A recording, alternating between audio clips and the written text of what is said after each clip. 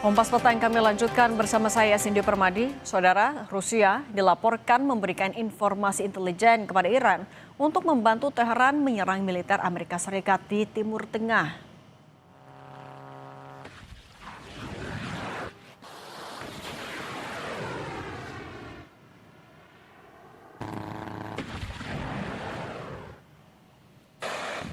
Media terkemuka AS The Washington Post melaporkan dua pejabat AS yang mengetahui hal ini mengatakan Rusia diduga telah memberikan informasi intelijen kepada Iran yang dapat membantunya menyerang kapal perang, pesawat, dan aset-aset militer AS lainnya di Timur Tengah.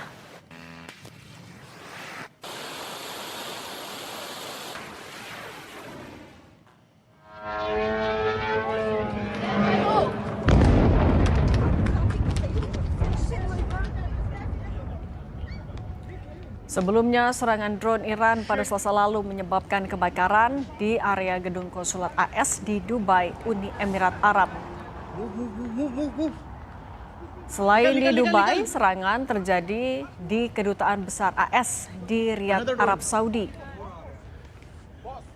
Dua drone menghantam kedutaan hingga menyebabkan kebakaran. Meski hal tersebut dibantah Duta Besar Iran untuk Arab Saudi. Also seeing intense Israeli airstrikes target the Lebanese capital of Beirut. The Israeli military says that it's targeting Hezbollah operational and logistic points in the city, and Hezbollah has said that it has launched drones.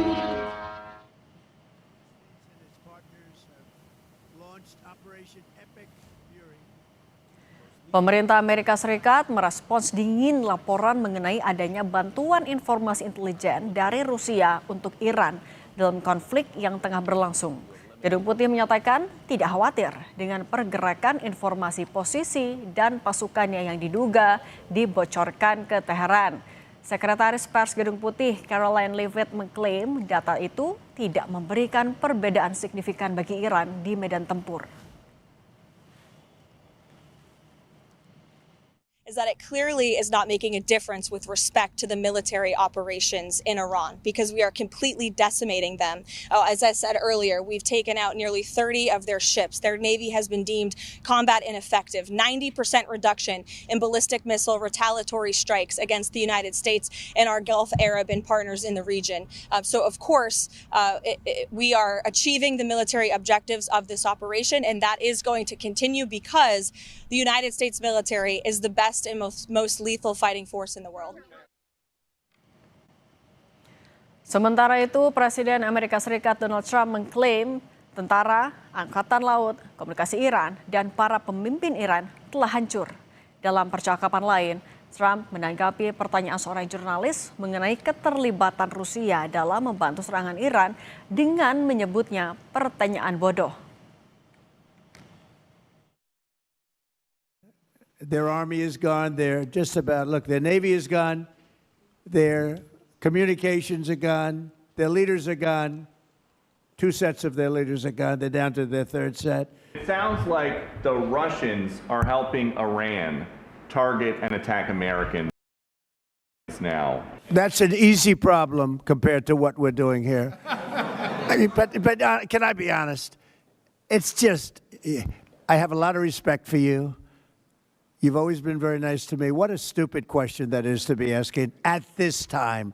We're talking about something else. Can we keep this maybe a little bit? Go ahead, please. Pejabat AS menemukan indikasi jika Rusia membantu memberikan informasi kepada intelijen Iran untuk menyerang aset-aset militer Amerika. Lalu apa dampaknya jika Rusia turut membantu Iran? Apakah hal ini akan berdampak perang semakin dahsyat? Kita bahas bersama Direktur di Indonesia Intelligence Institute, Ridwan Habib, dan mantan Duta Besar RI untuk Rusia, Profesor Hamid Awaludin. Selamat petang semuanya. Selamat petang. Selamat petang. Oke, saya ke Prof. Hamid dulu ya. Prof. Hamid, dua pejabat AS temukan ada indikasi bantuan Rusia untuk intelijen Iran. Seberapa valid informasi ini?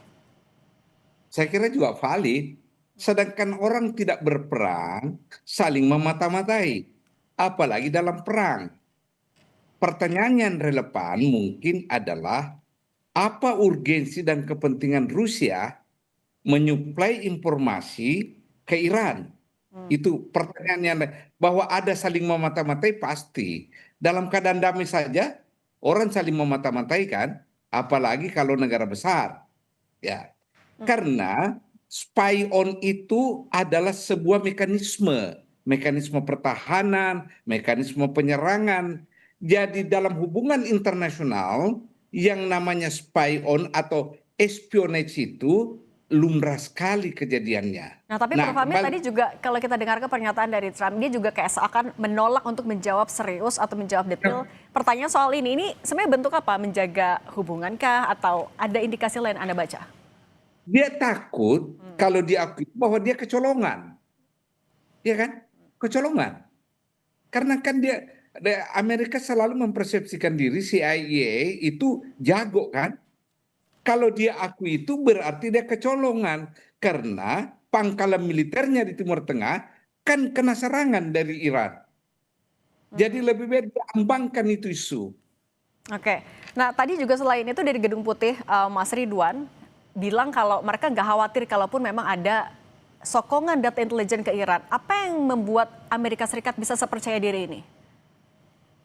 Ya, sebenarnya itu menurut saya bukan percaya diri ya, tapi menutupi kegalauan ya. Karena memang mereka ini benar-benar kerepotan. Asesmen dari CIA dan intelijen Mossad berharap setelah wafatnya Asyahid Ayatullah Ali Khamenei, mereka bisa langsung menggulingkan pemerintahan dan menguasai Iran. Tetapi ini sudah 7 hari dan serangan masih terus berlangsung dari kubu Iran. Baru saja sebelum kita live ini, saya baca ada satu balistik dengan kecepatan hampir 10 Mach yang meluncur ke arah sentral Tel Aviv, dan itu diluncurkan dari Tabriz di kota di Iran. Artinya memang semua asesmen intelijen CIA dan Mossad tampaknya harus dikalkulasi ulang. Saya setuju dengan Pak Dubes Hamid tadi bahwa memang dalam situasi damai pun kerjasama dan saling mengintai itu dilakukan, kerjasama intelijen maupun saling melakukan operasi pemantauan dan spying di negara lain. Dan kita sangat melihat ya hubungan baik antara VEVAK, Badan Intelijen Iran, dengan FSB Rusia. Selama ini hubungannya sangat bagus. Kita baca ada beberapa pelatihan bersama dan sangat memungkinkan itu dilakukan suplai data itu. Nah, Mas Ridwan, berarti kalau dengan bantuan data intelijen dari Rusia, sebenarnya posisi Iran akan semakin unggul di atas Israel dan Amerika Serikat? Ya, saya kira tidak hanya dari Rusia ya. Kita melihat 2 atau 3 hari yang lalu, satu portal berita dari China, dari Tiongkok, itu bahkan membuat liputan tentang pangkalan-pangkalan Amerika di negara-negara Teluk. Liputannya ini istimewa, kenapa? Karena derajat koordinatnya lengkap, jumlah armadanya ada berapa lengkap, pesawatnya apa saja lengkap, termasuk rute-rutenya.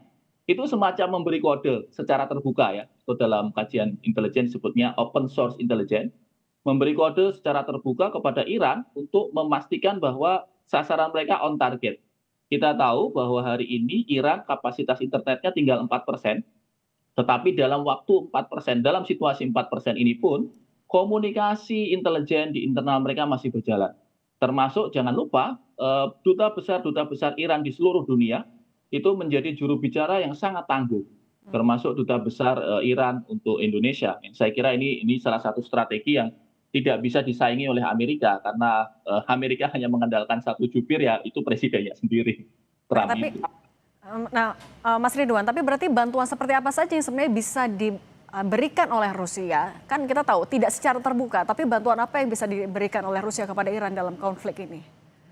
Dalam dunia intelijen itu pasti ada orang yang sudah deep di belakang garis lawan ya, atau deep undercover. Kami meyakini ada intelijen Rusia yang ada di Mossad. Kami meyakini ada intelijen Rusia yang ada di CIA. Dan mereka bisa memberikan umpan informasi bahwa kapan akan ada serangan, di mana rencananya, kemudian rencana dari mereka apa selanjutnya. Itu kemudian di pass over atau dilemparkan ke VEVAK, ke intelijen Iran, untuk kemudian dikaji, dirumuskan serangan baliknya.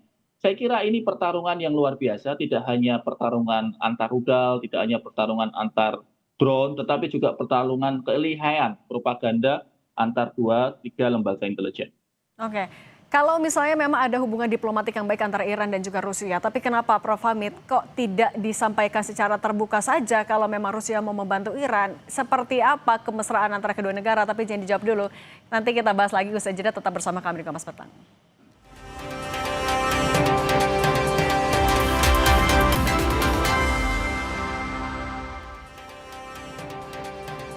Saudara, rekaman CCTV menunjukkan momen sebuah rudal menghantam di sebelah sekolah putra di Qazvin, Iran, menyebabkan kepanikan di antara siswa dan staf.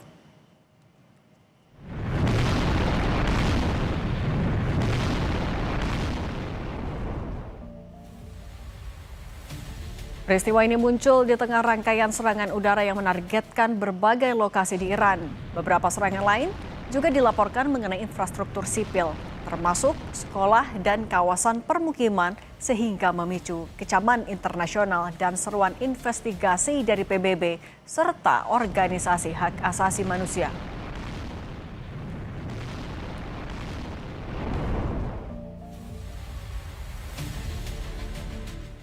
Kita lanjutkan juga dialog bersama dengan Mas Ridwan Habib dan Prof. Hamid Awaludin. Prof. Hamid, kalau misalnya informasi intelijen Rusia untuk Iran itu valid menurut Anda, kenapa bantuan atau support dari Rusia ini tidak disampaikan belak-belakan aja? Di mana titik temu antara Rusia dan Iran sampai bisa memiliki hubungan diplomatik yang begitu erat sebenarnya? Ini kan perang, perang ya. Baik orang yang memata-matai dan yang dimata-matai pasti tidak ada yang mau mengaku. Ya kan? Itu dulu filosofinya, namanya mata-mata. Harus clandestine, ya. Kedua, di mana titik tautnya Iran dengan Rusia begini. Siapapun yang melawan Amerika itu adalah teman Rusia. Ini kan kita kembali kepada format perang dingin ini antara dua kekuatan dahsyat kan. Sejak perang dingin, sejak perang dunia kedua selesai, kita hidup dalam perang dingin. Sampai sekarang, satu-satunya momen Rusia dengan Amerika bisa kerjasama, waktu menggempur Saddam Hussein jilid pertama. Itulah yang disebut badai gurun, ya kan? Selebihnya itu sudah saling mengintai. Nah, negara yang paling vokal melawan Amerika sejak revolusi Iran tahun 79 yaitu Iran. Yang makanya sempat diboikot 30 tahun kan? Yep. Oke. Karena posisi begitu ya Rusia akan mendukung Iran. Tapi kalau begini Prof. Hamid, lagian Iran itu sekutu Syria, terutama pada rejim Assad, dan Syria adalah sekutu Iran. Jadi tali temalinya ini kompleks sekali ini masalah. Oke, tapi Prof. Hamid, kalau dalam hukum internasional soal operasi intelijen terkait juga dengan saling memata-matai, ini seperti apa sih? Jadi gini, di hukum internasional tidak ada satupun instrumen hukum yang membicarakan tentang espionage. Satu-satunya yang ada sedikit yaitu Konvensi Internasional Den Haag tahun 1907. Ya, itu hanya menyatakan apa itu mata-mata, apa itu informasi militer. Lalu ditegaskan di dalam protokol tambahan 1 Konvensi Jenewa tahun 49. Di situ dikatakan mata-mata dalam perang internasional manakala ketangkap basah tidak bisa diberi hak istimewa dalam bentuk status prisoners of war, tawanan perang. Artinya dia diproses, dihukum itu. Lebih dari itu pengaturannya adalah pengaturan hukum nasional. Jadi tidak ada secara spesifik instrumen hukum internasional yang mengatur secara detail mengenai kegiatan mata-mata atau espionage. Oke, kemudian juga soal bantuan selain Rusia, Mas Ridwan, kenapa sebenarnya negara-negara sekutu Iran lainnya tidak ada yang juga secara terbuka memberikan dukungan atau membantu Iran dalam konflik ini? Apa konsekuensinya memangnya? Ya, semua kan sedang menghitung ya karakteristik negara-negara besar, terutama Tiongkok misalnya, itu tentu saja melakukan kalkulasi yang lebih jeli terlebih dulu, tidak buru-buru memastikan dukungan. Tapi saya kira memang karakteristik yang utama dari Iran itu senantiasa mampu membuat situasinya unpredictable. Misalnya ketika jet tempur dari Israel yang diklaim berhasil menghancurkan pangkalan-pangkalan pesawat tempur Iran, ternyata bermunculan di media sosial bahwa itu sebenarnya hanyalah lukisan gitu ya. Hanyalah lukisan yang kemudian digambarkan seperti pesawat tempur dan kemudian itu ditembak dari atas. Jadi mereka menembak lukisan. Ya ini salah satu kelihean intelijen Iran dan memang ini mungkin Prof. Hamid juga paham budaya Persia itu kan sudah lama sekali ya. Kebudayaan mereka itu adalah kebudayaan negara besar. Bahkan kalau kita tanyakan, dibandingkan misalnya kebudayaan Iran dengan kebudayaan Amerika, ya Amerika kalah jauh. Amerika baru 1776 gitu kan. Sementara Persia ini sudah sejak zaman nabi-nabi di masa lalu. Jadi saya kira pertarungan ini akan panjang. Rusia dan China tentu menghitung ulang, mengkalkulasi apakah mereka akan secara terbuka memberikan dukungan atau selalu menggunakan channel-channel intelijen atau back channel. Oke, Prof. Hamid, oke saat ini kan juga mungkin bantuannya tidak dilakukan secara terbuka, tapi apakah ada momentum yang bisa jadi trigger untuk Rusia secara terbuka ikut turun langsung di konflik di Timur Tengah ini? Saya kira untuk ikut langsung tidak ya, karena sama-sama berhitung bahayanya kalau dua kekuatan nuklir saling berhadapan, ya. Jadi ini perang adalah perang mendukung dari belakang. Saya tidak melihat ada kemungkinan Rusia berhadapan langsung dengan Amerika, enggak. Artinya walaupun misalnya perang berlanjut lama, ada kemungkinan krisis, Rusia akan menahan diri. Begini ya, kalau perang ini berlanjut lama, Amerika kalah. Jadi Amerika harus kalau mau menangkan perang adalah secepatnya. Kenapa? Sejak Perang Dunia Kedua, Amerika tidak pernah menang perang kalau perang itu durasinya lama. Lihat contohnya nih itu perang Korea, perang Vietnam, terakhir dengan Taliban. Ya tak? Itu. Satu-satunya possibility-nya Amerika menang kalau perangnya itu berdurasi pendek. Karena andalan Amerika kan teknologi, bukan daya tahan pasukan, bukan mental tentara, bukan. Oke. Teknologi. Oke, kalau misalnya memang sebenarnya Amerika Serikat tidak bisa nih untuk perang lama, Mas Ridwan, tapi juga ada polling terbaru di Amerika Serikat kalau ternyata mayoritas warga juga tidak mau Amerika melakukan serangan ke Iran. Ini mungkin didengarkan, dipertimbangkan oleh Trump nggak dengan dua faktor ini? Pilihan Trump sekarang tinggal 3 dan tiga-tiganya buruk buat Trump. Yang pertama dia harus menyatakan menang, menyatakan sepihak menang dan mundur ya, pasukannya mundur tidak lagi menyerang. Dan itu pernyataan sepihak itu akan ditertawakan dunia. Karena semua tahu bahwa Iran masih bisa bertahan, rezimnya nggak ganti. Jadi opsi satunya juga merugikan Trump. Opsi yang kedua memaksa Trump untuk mengirimkan pasukan darat atau ground invasion. Ini yang ditunggu-tunggu Iran. Karena mereka ini jangan lupa luas sekali.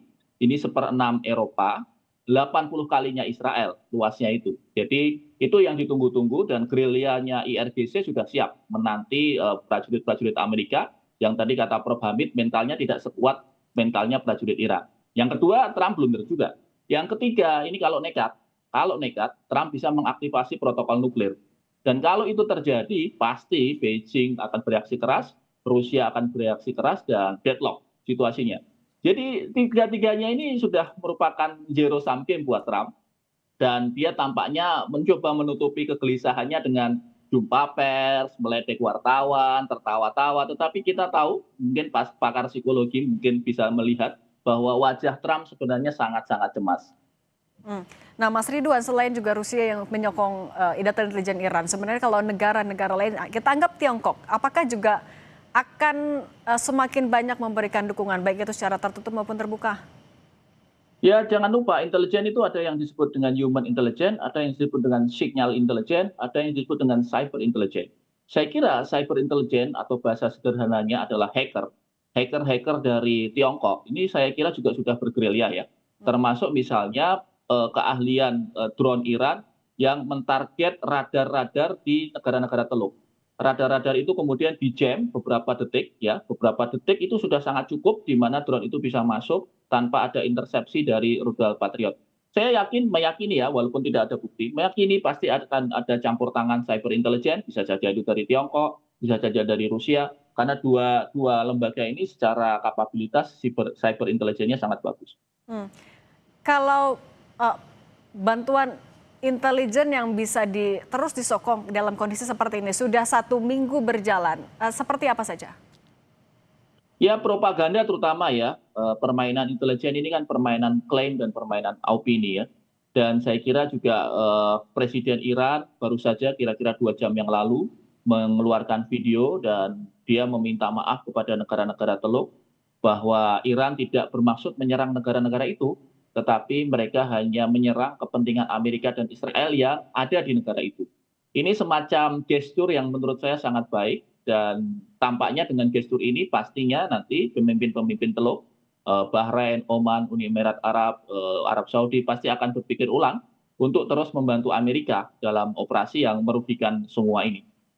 Prof. Hamid, kalau misalnya Anda melihat ada beberapa negara sekutu Amerika Serikat yang pangkalan militernya diserang oleh Iran, dengan mengetahui ada Rusia yang turut membantu memberikan data intelijen kepada Iran, apakah negara-negara di Timur Tengah ini ada kemungkinan untuk melakukan serangan balasan?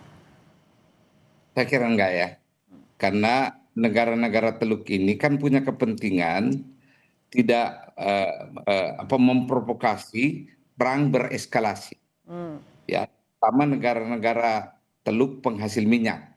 Mereka punya kepentingan menjaga ketenangan, menjaga agar perang tidak bereskalasi.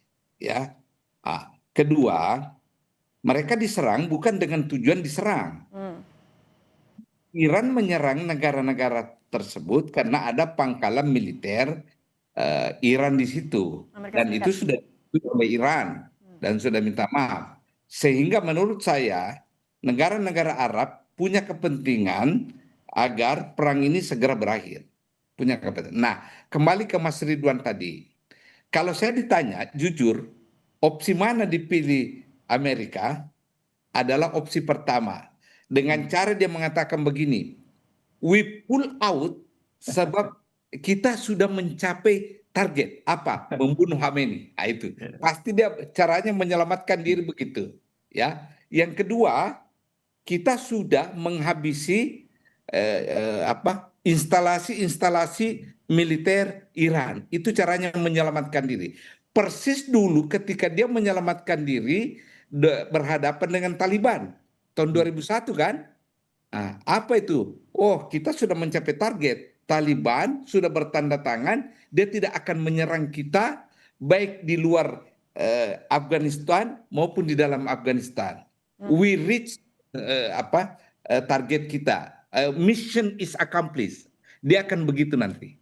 Oke, berarti ini udah tinggal adu operasi intelijen dan logistik. Tapi yang mudah-mudahan tidak berlangsung lama, deeskalasi segera. Mas Ridwan Habib dan Prof. Hamid Awaludin, terima kasih sudah berbagi pandangan bersama kami di Kompas Petang. Sehat selalu semuanya. Terima kasih Mas Ridwan. Terima kasih Prof.